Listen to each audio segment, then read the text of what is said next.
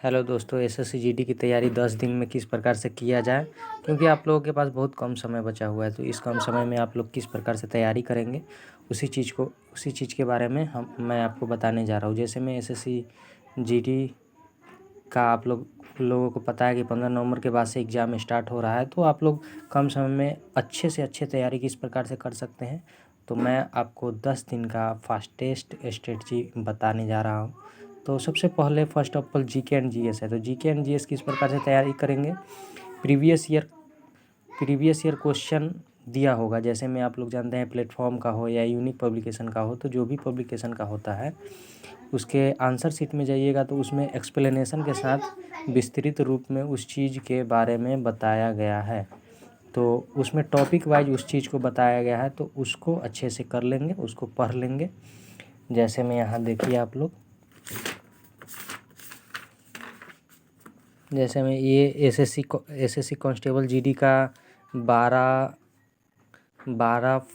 फरवरी 2019 में 3rd shift में question पूछा गया है। तो इसमें देखेंगे आप लोग जीके, जैसे यहाँ जीके दिया हुआ है तो जीके किस प्रकार से आप लोगों को पढ़ना है। तो जीके देखेंगे कितना बढ़िया से यहाँ विस्तृत रूप में दिया हुआ है। जैसे में यहाँ दिया हुआ है हीमोग्लोबिन वगैरह चांदी उंदी के बारे में एकदम एक्सप्लेनेशन के साथ दिया हुआ है। तो इसमें आपको बोरिंग फील नहीं होगा, कन्फ्यूजन क्रिएट नहीं होगा। जैसे में देखिए यहाँ पे दिया हुआ है नृत्य दिया हुआ है, भरतनाट्यम हो गया, कुचिपुड़ी हो गया, कथकली हो गया। तो ये सब चीज़ के बारे में एक्सप्लेनेशन के साथ दिया हुआ है। तो ये सभी चीज़ को अच्छे से छोटे छोटे टॉपिक को नोट डाउन करेंगे अपने कॉपी में और अच्छे से याद करेंगे और बताएंगे। अगर आप लोगों को किसी भी चीज़ में दिक्कत है तो मैं आपकी भरपूर अच्छे से मदद कर सकता हूं। तो आप लोग बताएंगे कि मैं आपके लिए क्या और अच्छे से कर सकता हूं।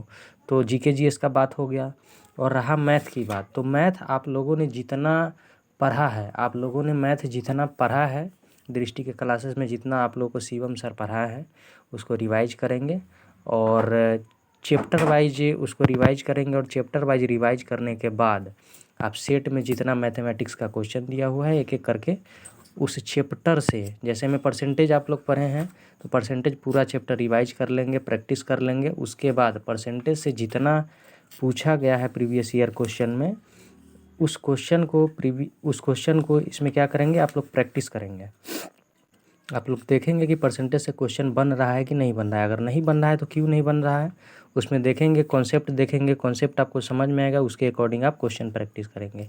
फिर उसी तरह से सारे चैप्टर में मैथ में इसी तरह करेंगे। जैसे हो गया परसेंटेज हो गया, फिर मेंसुरेशन हो गया, जो भी है उसको इसी तरह से कर लेंगे। और उसके बाद रहा रीजनिंग की बात।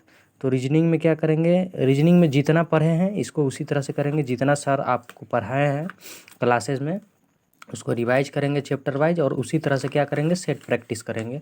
उसमें देखेंगे कि प्रीवियस ईयर क्वेश्चन में किस प्रकार से क्वेश्चन पूछा गया है, उसी प्रकार से क्वेश्चन को क्या करेंगे, प्रैक्टिस करेंगे और बनाएंगे कि कहाँ बन रहा है, नहीं बन रहा है। और जहाँ दिक्कत हो रहा है उसको क्या करेंगे, देखेंगे जो चैप्टर आप पढ़े हैं और उसको रिवाइज करेंगे अच्छे से। और ये हो गई रीजनिंग की बात। और हिंदी, तो हिंदी प्रीवियस ईयर क्वेश्चन से हिंदी आप याद कर लीजिए, क्योंकि आपके पास बहुत कम समय है, 10-12 दिन बच गया है एग्ज़ाम का। तो हिंदी आप याद कर लीजिए और सेट मारिए, डेली के डेली 3-3 4-4 सेट हिंदी का मारिए।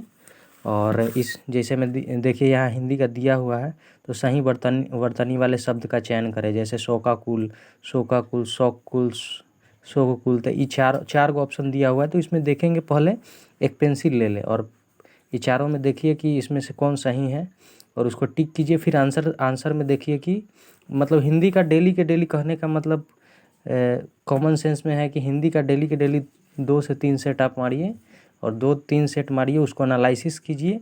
और जो नहीं समझ में आ रहा है, जैसे विपरीत हो गया, विपरीतार्थक हो गया, पर्यायवाची हो गया, उसको क्या कीजिए, उसको याद कर लीजिए, क्योंकि आप लोगों के पास समय बहुत कम है।